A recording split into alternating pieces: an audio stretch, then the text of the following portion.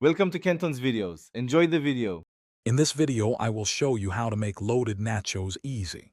First, gather all your desired ingredients like seasoned ground beef, shredded cheese, and fresh salsa.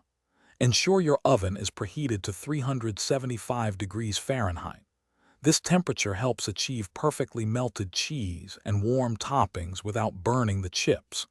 A large baking sheet is essential for spreading out your tortilla chips in a single layer, ensuring every chip gets some delicious topping. This simple preparation sets you up for success.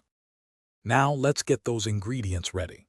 Brown about 1 pound of ground beef or turkey, then drain any excess fat to keep your nachos from getting greasy. While that cooks, dice 1/2 of an onion and 1 bell pepper into small, uniform pieces for even distribution.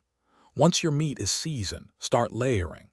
Begin with a base of tortilla chips, then add a generous amount of your cooked meat, followed by a good sprinkle of shredded cheese. Repeat these layers for maximum flavor in every bite. With your nachos layered, it's time for the oven. Place your baking sheet into the preheated 375 degree Fahrenheit oven. Bake for approximately 8 to 10 minutes. Keep a close eye on them as oven temperatures can vary, and you want perfectly melted cheese, not burnt chips. The goal is bubbly, golden cheese and warm, slightly crispy chips. Once they reach this delicious state, carefully remove them from the oven. The final step is adding those fresh, vibrant toppings.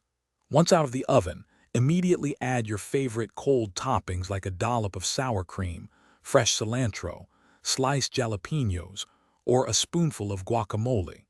These fresh additions provide a wonderful contrast to the warm, cheesy chips.